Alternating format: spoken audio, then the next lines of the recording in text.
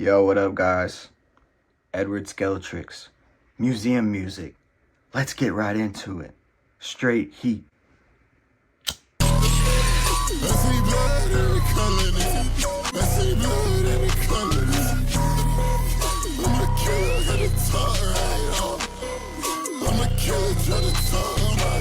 Hope you guys like that intro. It took me I signed up for like 4 different AI video image to video things to do that, so I hope you liked it. Anyway, Edward Skeletrix, museum music. Let's talk about it. I first heard of Edward on TikTok. Alright, so I learned about him from TikTok. He would post, the weird AI edits, and it was kind of a way to promote his brand, Sickly. He'd be wearing the clothes, and then he put Skeletrix Island, the single. He put that over some of the of the videos. So I've known about him for a decent amount of time. When I first heard his music, I didn't really take it super seriously.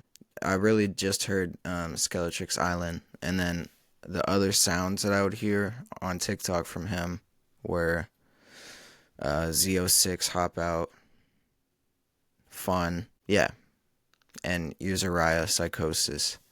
So I would hear those on TikTok, and that's how they get you. You hear it so many times that you start liking it. So I did tap in. I really liked the beat on Z06 Get Out, not Hop Out, Get Out. And then I just listened to him. I was seeing all the stuff to promote this album with the iPods and his art show in New York where they were touching him and shit. So I have known about him for a pretty long time, and I was excited about this album just because he doesn't really sound like everyone in a sense, but we'll get into it. So the album starts off with Congratulations. It's this super ambient, almost angelic vocals and breathing in the background.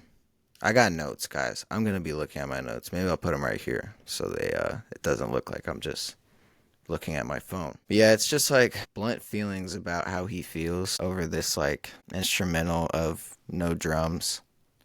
Throughout the album, his voice is crazy. I also saw a street interview of him one time, and then the interviewer told him his voice was sexy, and then he was like, okay. But his voice is, the mixing is so well done. His depth and the bass in his voice is so insane. It sounds so good. But this isn't a song we're replaying, This is just some weird expression setting the tone for the album. It's cool. The video for it is incredible with the whole Honda ad. What his ways of, you guys will come to find out throughout this video that I really have been thinking deeply about this album as a piece of art rather than just another underground music album. So, yeah. So, intro, Congratulations. Typical rap song 11 is up next. I wrote down extremely rambunctious synths with really high-pitched lead sounds. Super high-pitched. Very rambunctious. That's a good way of putting it. I wrote down that this is a satirical rap song about the current state of rap. It's kind of obvious. But he put out a whole album pretty much of typical rap songs 1 through 10. So it's not brand new, but I find it really intriguing. It's sarcastic, It's sarcasm and somewhat a critique on the media and all the things we consume and the things that we glorify in culture. It's basic rap lyrics. He be sliding stuff in, pause. He be sliding lyrics and that are a little bit deeper, I think, just within all the regular stuff. But he always has a good flow, very eccentric deliveries. So I was trying to, let me see if I can find this. I was trying to come up with this video, and I'm trying to think about the concepts and themes on this album. And I was like saying it's sarcastic. It's more of this like overarching like analysis and criticism of the time we live in and the internet and music and art all tied up into one criticism or just his outlook on things. Sorry, I'm trying to find this video. Okay, we're still alive. So this is a video by Professor Sky's record review. Obviously, as you can see, I watched this whole video. He in this video he goes into like his analysis of the album, and he references an artist named Frank Zappa, which I've heard of, I've never listened to, but this guy pretty much says that it reminds him of Frank Zappa, which is an album that's absurdist, and it like is absurdism in its themes and its like commentary. And when my boy Professor Sky said that, I was like, damn, that's exactly what it is.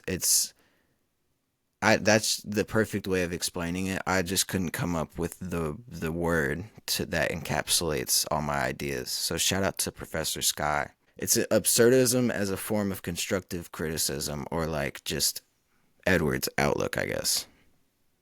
That's like my main analysis of this entire project, honestly. Um, is is exactly what I just said. It's kind of a weird time to put it in the video, I guess, but I just got to get it out now. You know what I'm saying? So the next song is "Life's So Funny." In this song, he just repeats that phrase throughout. Well, he repeats the phrase throughout the project. It's kind of a way of saying that a lot of things are like unexplainable to him or incomprehensible. Maybe his emotion, maybe his outlook on life, or just the current state that he's in. It's just like life is, it's something else. The producer, he worked with a lot, O0O, I believe, starts the song with a synth-like voice. She's like, oh, and then it's something. Oh, wait, that's a different song, I think. Let me listen to it real quick. Oh, yeah. So it's pretty much just this, like, it starts out like very bubbly. O0O's voice is like this nice, it's bubbly, it's pretty bright sounding. So there's a little ballad on the intro, and then these huge, like, deep, I keep saying depth. When I'm saying depth, I really just mean like the bass, and it's a full sound, I should say. It's a full highs and lows. These synths just come as like a rush and fill out this soundscape. And this is a sound that he does a lot on this album. It's super interesting. It reminds me of a lot of people might say this, but it reminds me of Yeezus with just like the use of these synths and auto-tune. But it's this huge swell, and Edward just, his voice lays on top of it, just like this nice harmony. Very deep voice, deep melody. The synths at the end are arranged beautifully.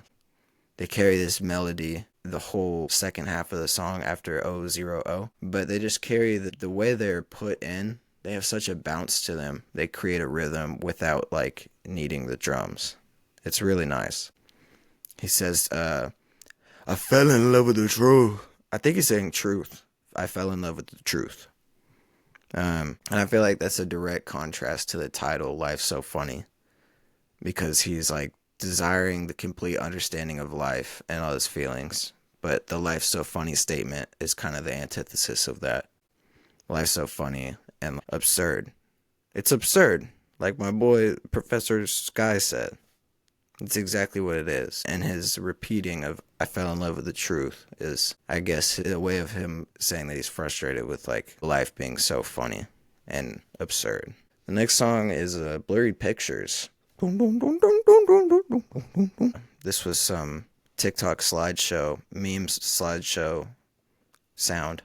That's how I found a lot of his singles. But he'd post this, and then the slideshows are just like AI images and videos, and they're morphing into these monstrous, humanoid, gory, like just weird shit. So that's how I saw it. But obviously, as you heard from my beautiful demonstration, it's these bouncy melodic synth plugs and then an 808. More laid back instrumental on the project out of all of them. Plastic Body is up next. He's pretty much talking about the body modification of people and like BBLs, plastic surgery.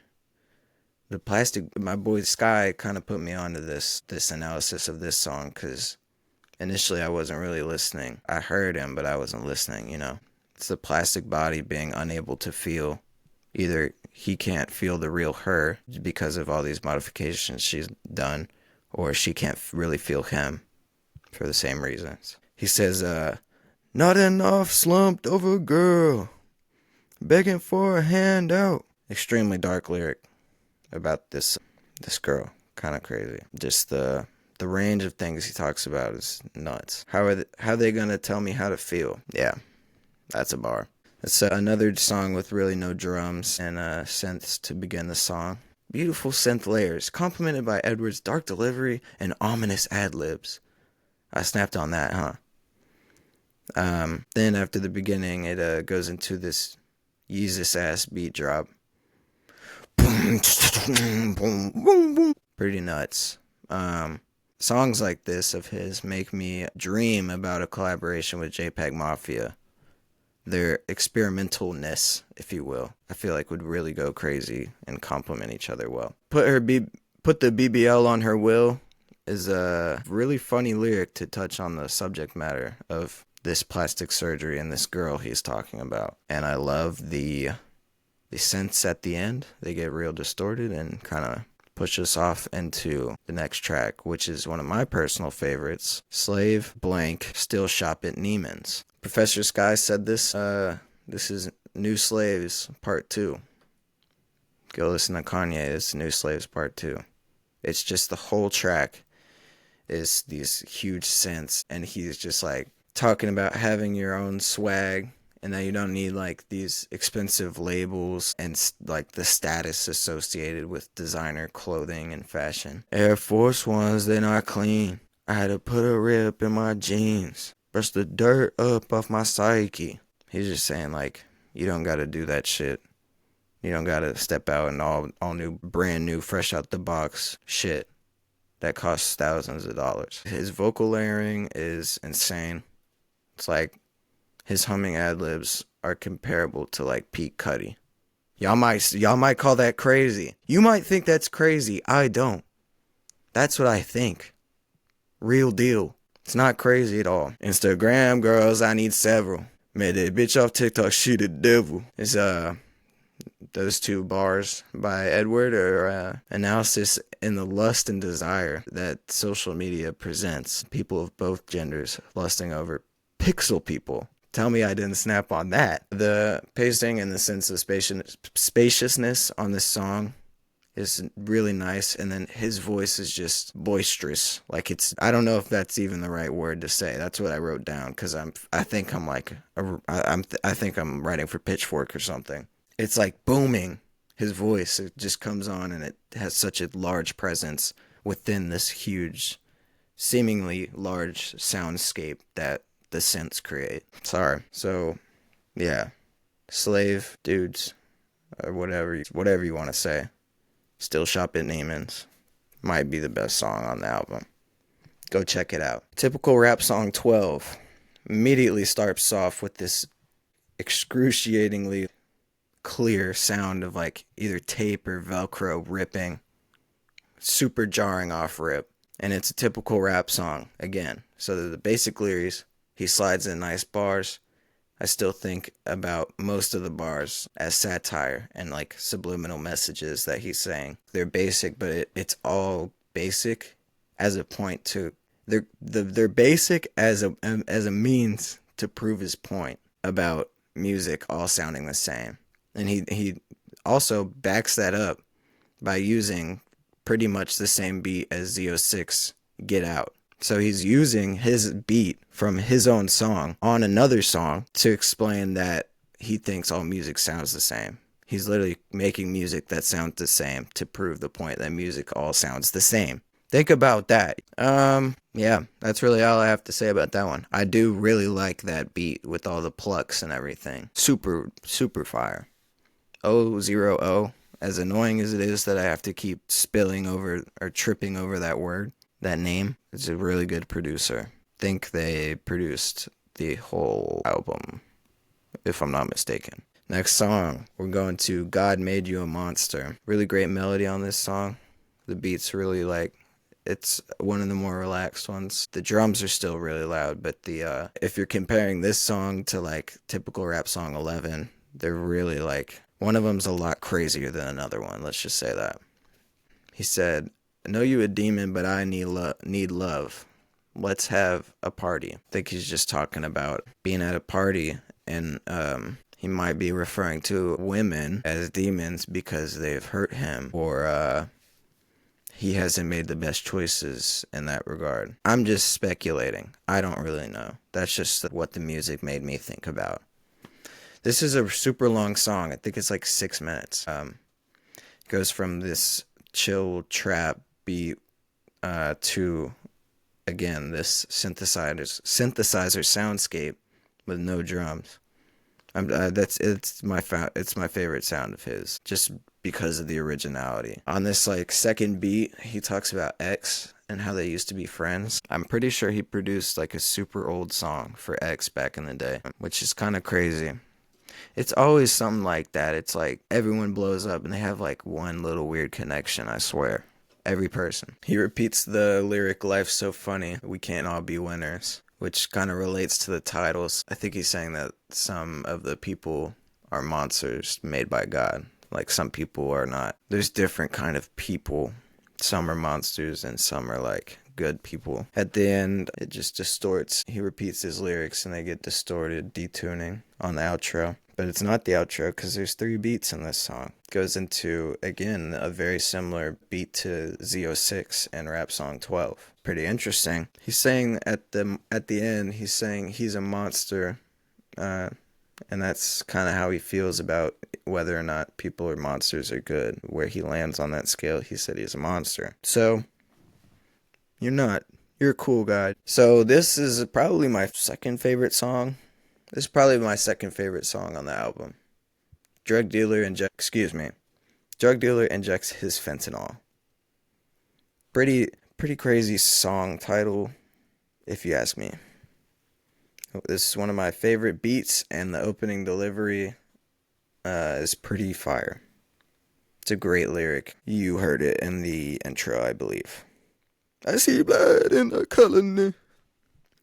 I see blood in the colony. The overstimulation of the synths and 808s, along with his vocals, creates insane energy. Crazy energy. I love overstimulation. If that was a genre of music, I think it would be my favorite. A girl told me one time, she said, all your music is like so overstimulated. I don't know how you listen to it. Sorry. I've seen Playboi Carti comparisons to him and his like delivery. I get it, but I don't think his performances are like distasteful or disingenuous. I think he's in a lane of his own, honestly. Skeletrix Island. I heard a lot about it. One of my first songs I ever listened to when it dropped as a single. I listened to it. It creates really atmospheric, and I love the reversing pianos. His mix on the voice again is great, as it is on the whole album, with the full range of his voice. And sorry to keep comparing it to Kanye, but the heartbeat in the second half of the song reminds me of something Ye would do. I don't know if I should be talking about Ye right now. I don't know if I should be talking about him this week. Yikes. Drug Story made me think initially so much of fucking JPEG Mafia. Like, there's one song off of Veteran that this reminds me of. Maybe DJ Snitch Bitch, but I'm not sure. Don't quote me on that. Just reminds me of JPEG. I can't buy that hoe, not for retail. He's again talking about society, sex, and money. The background vocals on the song are really good too, and the samples tossed in throughout really just make me think of JPEG, and a little bit of Madlib, just because there's like a vocal, like people talking. Couple songs left. We got Killing Over Likes. I really love this song. That it's just like a direct criticism of like the abuse of social media and how much people fucking care about it. It's a very humorous hyperbole to make this statement, saying that people would genuinely kill over likes. or kill people for likes. The beat is really good. The drum rhythm is like some step team shit. Like the bounce and the rhythm sounds like something Step Team would make. Yeah, guys. I know I'm fucking about to be 23, but I'm still tapped in. I've been doing this shit too long. If I started this like 5 years ago, you know how much motion I would have? I would have been putting y'all on. Anyway, it's a very sinister beat on Killing Over Likes. We could get you knocked off for some likes. Woo, woo, woo. Making Art for Money is one of the wildest beats on the album. It's like it got these like screeching violin. I don't know if it's a violin or not, but it sounds like one. Makes me think about his art show in New York where he was like having people light pieces of paper on fire and put it on him in the big Balenci rain jacket. Balenci, don't get it twisted. Pouring water on him and touching him and shit. Both of those things, like this song and the art show, just make me feel like he's almost making fun of the art world and like the motivation of artists these days. I didn't think that about the art show, but when this song came out, it made me think that he's like critiquing people that are artists and like their motivations. He said, "This some fine art, no Medea." That shit is hilarious. He's saying, I'm making some real shit, not crap. I'm not about to make crap. I'm about to make some good music. I can't understand a lot of the lyrics on that song, but I get the point. I think you will too. Only Fan. O0O uses their voice as part of the beat. It's pretty crazy. It makes me think of how Kid Cudi did that on Metamorphosis, on Playboi Carti's album. Yeah, it's really interesting. Obviously, he's talking about OnlyFans. Duh. This is another like Step Team kind of bounce on the drums. Got your heart on your sleeve, what that cost you. Got your heart on your sleeve, what that cost you. It's kind of a cool fashion lyric, kind of blending how he talks about fashion and shit with like self-worth and identity. Getting all that surgery, don't fucking kill yourself. Retail therapy for your mental health. He's talking about getting buying surgery to make you happier with your own self and your self-image and your self-esteem. Pretty much. I know it's sad, guys, but we're at the last song. Yeah, we're at the last song. Yo, bro will kill you for a band. Pretty much self-explanatory. Can't trust anyone. They'll cross your back for money, clout. They'll try and steal your woman. They're going to try and slime you out, is pretty much what he's saying on this song. It's a great solo synthesizer beat, and he uses his background vocals really nicely to end the album. My final thoughts. In recording this, I saw he released the second Museum Music album on Spotify. I was never sure if it was on Apple Music.